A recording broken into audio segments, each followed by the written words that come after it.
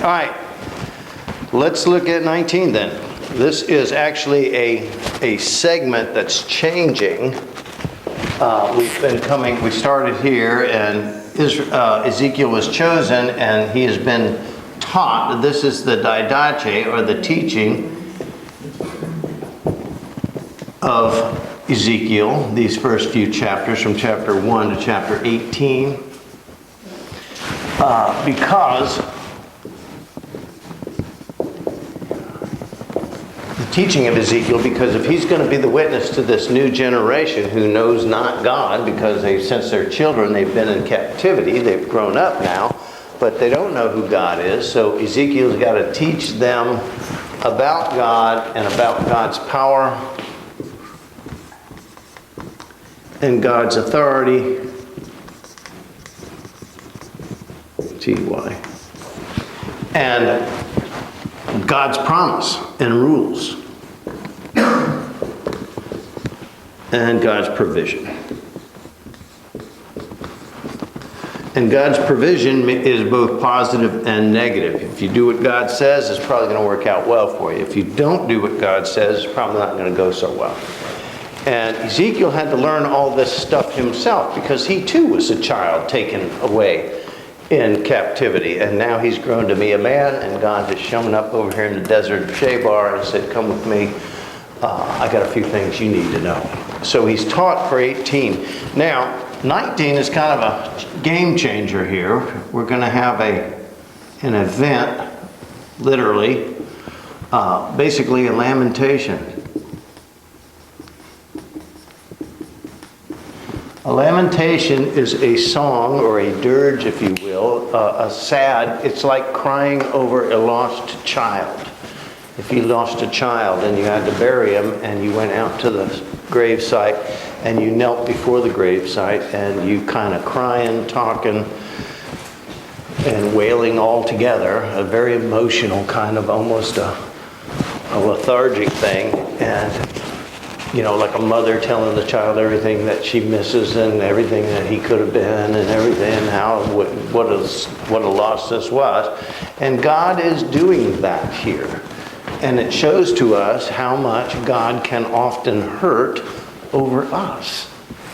And Ezekiel needs to know that despite the power, authority, promise, and provision, and all the rules and regs and that stuff, God is a very emotional being as well, and he made us in his image. Why are we so emotional? Well, because God is an emotional being.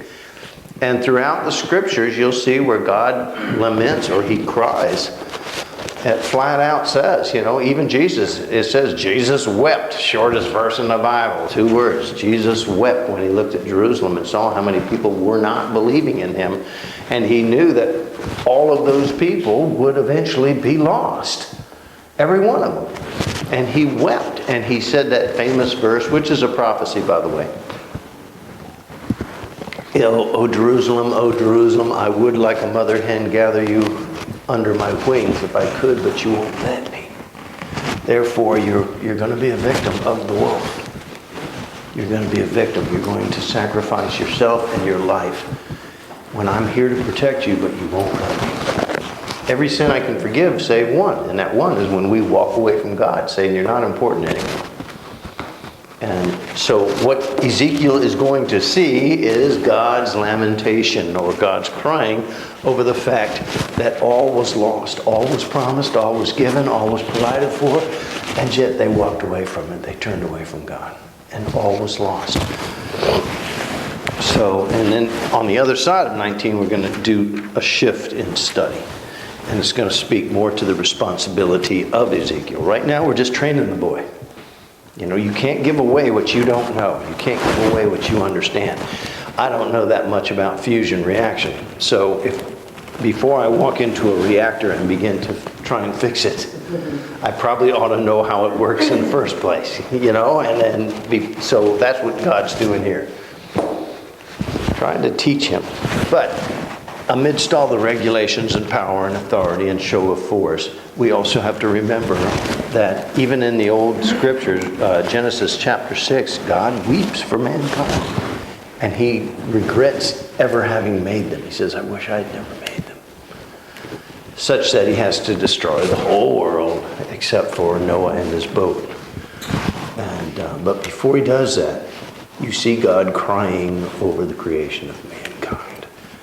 Very powerful. Those are verses we read over quickly. But the truth is, can mankind hurt God? Well, not in a physical sense or a personal being sense, but in an emotional sense. And we see Jesus a couple of times weeping and saddened and dismayed by the people that he only came to save. And they're saying, no way, get out of here. All right? Chapter 19. As for you, he's talking to Ezekiel, of course, I want you to take up a lamentation for the heads of Israel and say to them, behold, where is your mother, a lioness amongst the lions? She lay down amongst young lions, and she reared her cubs. When she brought up one of her cubs, he too became a lion, and he learned to tear into his prey, and he devoured all men. And the nations heard about him, and he was captured in the pit, and they brought him back in with hooks to the land of Egypt. When she saw, as she waited, that her hope was lost, she took another one of her cubs and made him a young lion.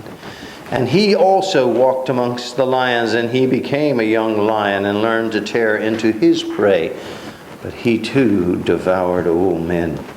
He destroyed their fortified towers and laid waste their cities, and the land and its fullness were appalled because of the sound of his roaring.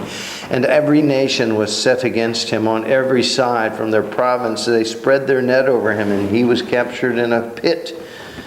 They put him in a cage with hooks and brought him to the king of Babylon, and they brought him in as a hunting net, so that his voice should be heard no longer over on the mountains of Israel. And your mother was like a vine in your vineyard, planted by the good water, and it was fruitful and full of branches because of the abundant water. And it had strong branches fit for the scepters of rulers. And its height was raised even above the clouds, so that it was seen in the heights and with the mass of its branches.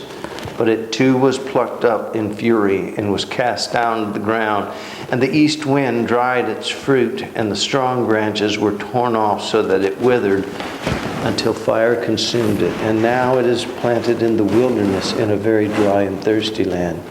And the fire has gone out from its branch, and it has consumed its shoots and the fruit, so that there is not in it a strong branch left or a scepter to rule.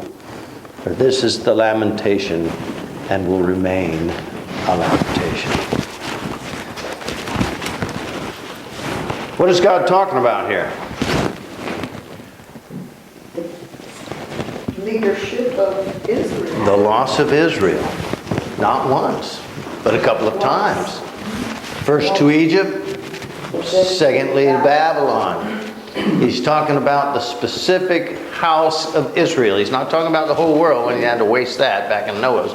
He's talking about Israel when he brought them from freedom, gave them the rule, taught them the power, the authority, the promise, provision, everything they needed, they were given.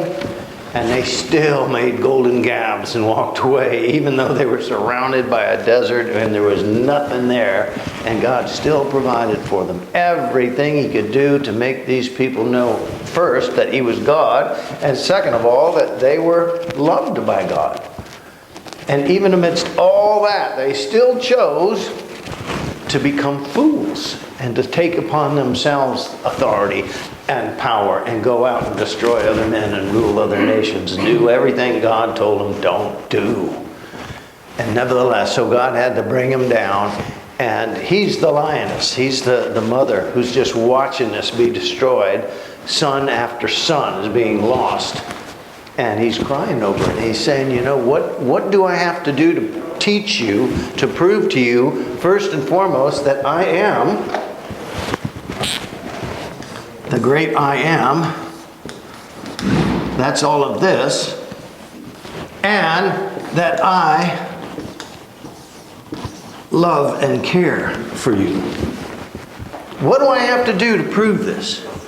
And it's only because I love you that I tell you all of this stuff back here, so that you can live in peace and strength and be provided for all you need in the positive sense. All of that, and yet you still prefer the darkness. Boy, there's a Christmas theme. A great light shone in the darkness, and at first men didn't understand it. And that light dwelt amongst them. And then men turned away from the light, and then finally, as Jesus says, men preferred the darkness. They would rather stay like that than come into the life, and that life, the life eternal. You see.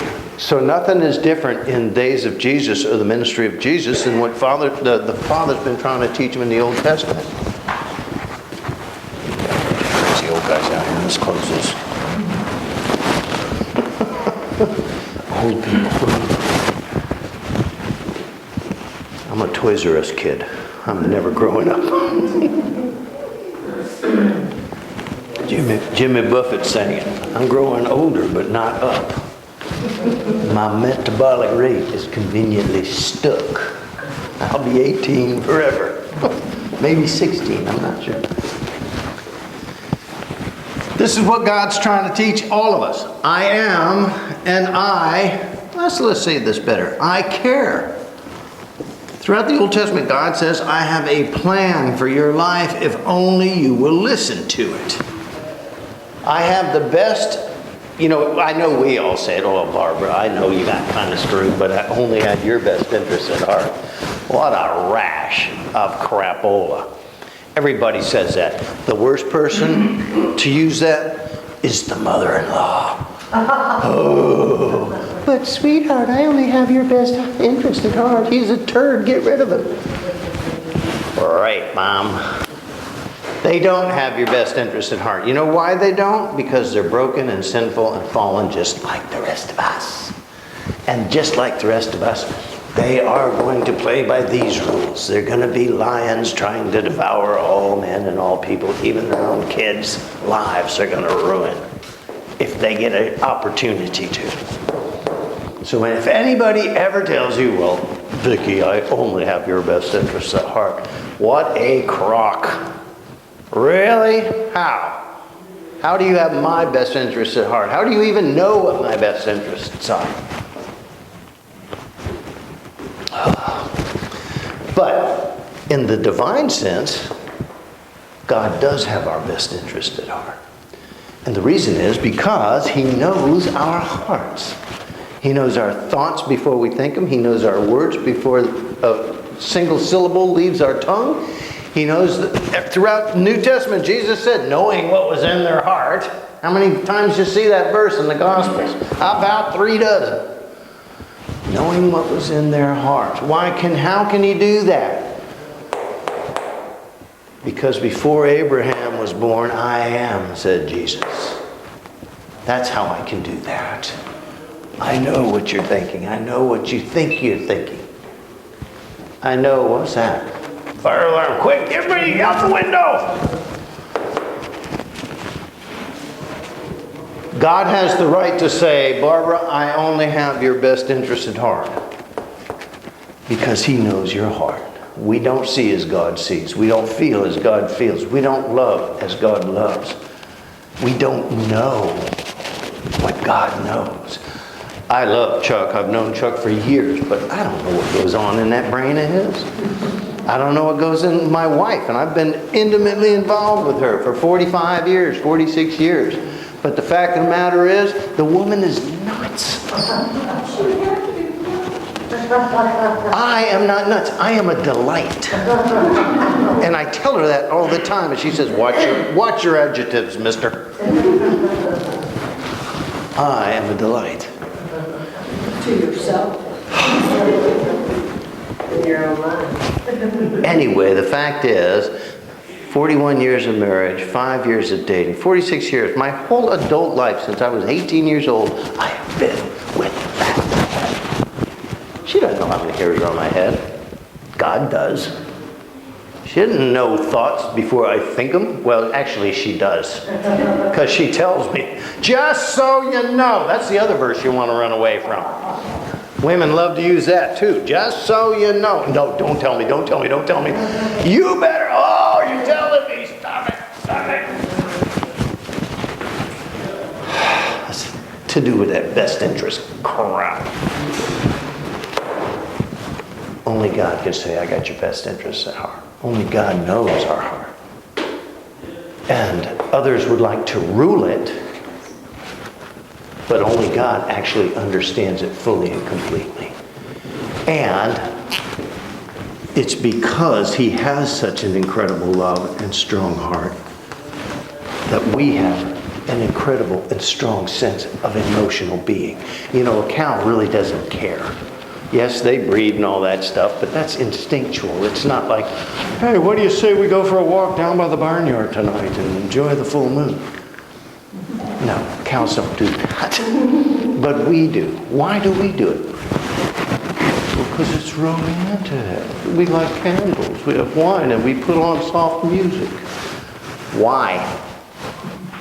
Well, because we're romantic and we snuggle. Cows don't snuggle. Chickens, no snuggling. Rats, they don't snuggle. Bushy, fuffly, fluzzy little squirrels, they don't snuggle. In fact, they'll kill each other for the same nut if they get a chance. Nothing snuggles. My dog was snuggling. Your dog is not really snuggling. You're making it. He's going, oh, here's this crazy woman again, wants to get all over me. Ugh. Get off, lady. What do you think I am, a throw pillow? That's what they're thinking.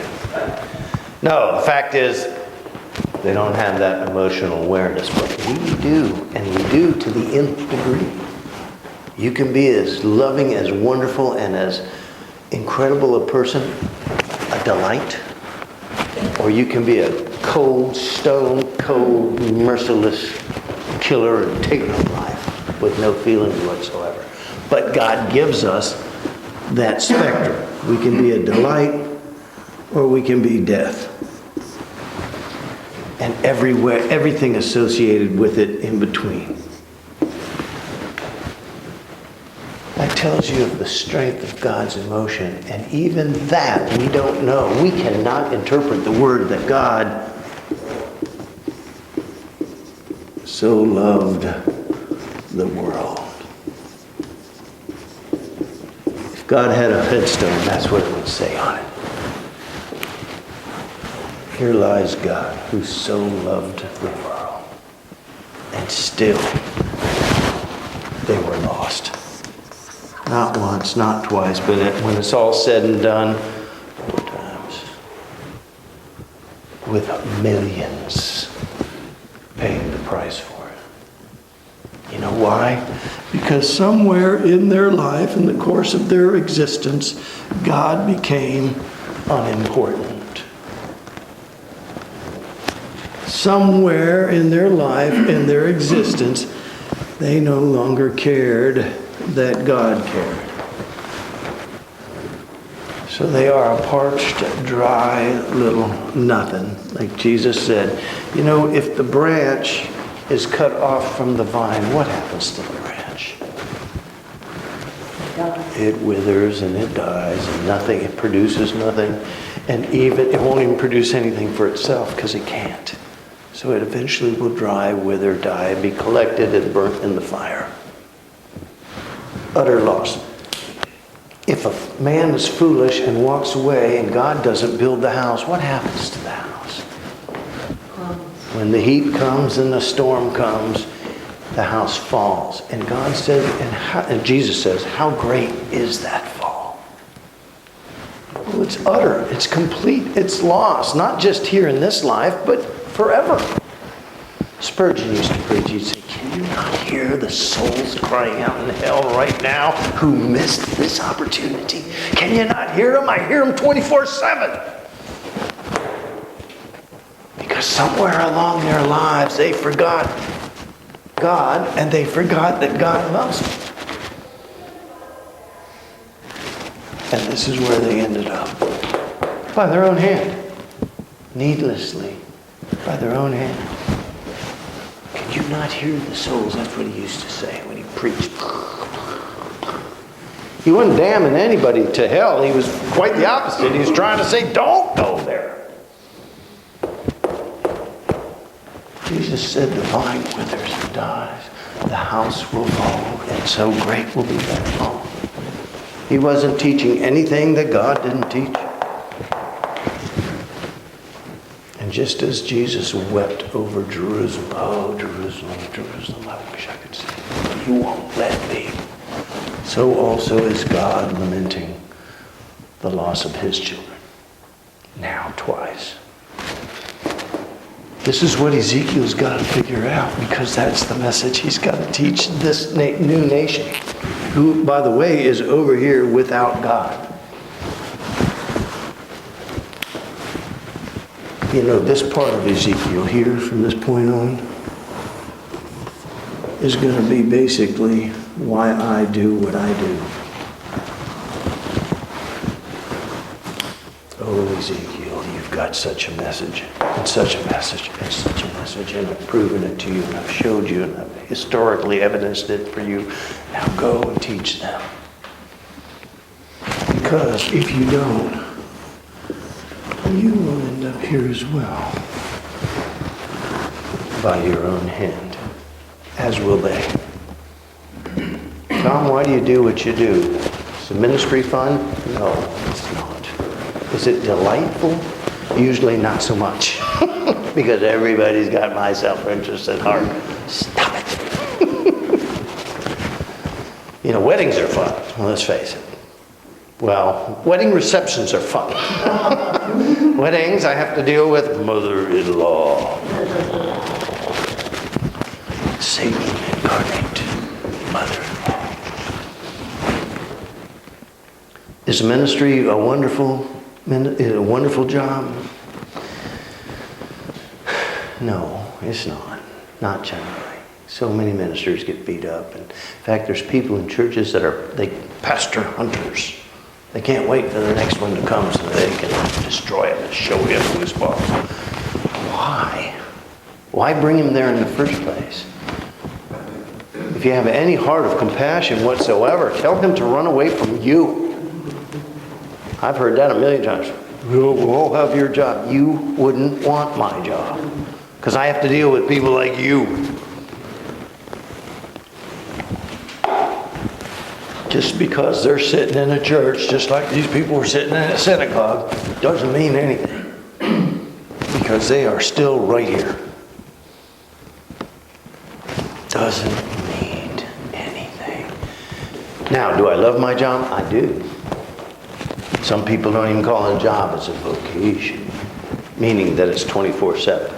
As opposed to like 9 to 5. Am I 24/7? Pretty much. I mean, if you called and said you were dying in the middle of the night, I'd say, well, yeah, that's great. I'll talk to you tomorrow. What is that? Is that your camera? Okay, God, you in there. Do I love what I do? Yes. Is it a wonderful job? No. Does it have eternal wonders and greatness? I hope so. Because I'm working awful hard at it. Can I earn my way to heaven? No. Do I stand in need of this and this? Yes. Is God important? I certainly believe He is. 100%. Does God love me? I think 100% yes, He does. Am I going to walk away from Him? Probably not. Ever, never, never. Unless you just mush my head with a giant rock and I can't think for myself anymore. But until my last breath, I, like Paul, would like to say, let God be praised. Either by my life or by my death, let God be praised. Now, if I get stricken with different horrible diseases and cancers and all those kinds of things, will I like it? No. Will I blame God for it? No. Who do I blame for it? Self. The mother-in-law. Have I taught you nothing? No, the broken world, the fallen world. You know, we were going to live forever in this world until Adam and Eve went to the salad bar and ate the apple. That's when death and sickness and pain and suffering entered the world. That was all our doings, folks. We did it. And since then, all flesh has fallen short of the glory of God. All flesh has turned away to their own interests and desires. All flesh, like sheep, have gone astray. I mean, I don't know how many times God can say it. And all flesh stands, as Jesus said, desperately in the need of grace. Paul wrote a whole book upon that single subject to get to know and to understand and to form. This is knowing of God. This is learning to love God, the relationship. Paul wrote a whole book on that thesis. We call it Romans. Greatest theological treatise in the world to this day. Still judged the third greatest book in the world. Even though everybody says, oh, well, the Bible's not true anymore. It's just a bunch of old stories. Really? Well, maybe that old story might just save your life forever. And if it doesn't, you won't go unnoticed into eternal death and darkness. There will be tears shed on your behalf. Like a mother losing her children, or a father losing his son. The loss will be real, and the tears will be real. And so will the consequences. The child will be lost. You know, God so loved the world that if anyone comes unto him, they shall be saved. They will be saved. Not might be saved. They will be saved. But anyone who does not come unto him has been judged already. And will lose everything. The house will fall. And how great will be that fall? Somewhere along the line of your life, maybe middle ages, maybe young teenagers, maybe old ages, when did God become unimportant? That's the day you died. That's the day you lost your life. Not when your body stops functioning. The day you walk away from this. It won't go unnoticed. Nothing goes unnoticed. The Lord will be saddened of heart. And the consequence will eventually be. Okay? This is what Ezekiel's got to learn. Not just about God's rule, but God's love. You're going to see the whole thing change now. Focus and direction in chapter 20 and following. Okay? This is the center right here. God's crying over the fact that you are lost. Right now, they are in that lost state. They are a withered, parched vine. And God says, we got to get that alive again. And there's only one way to do that. That's what we're talking about. Same thing Jesus talked about. No difference at all. Okay? That's chapter 19. Go away.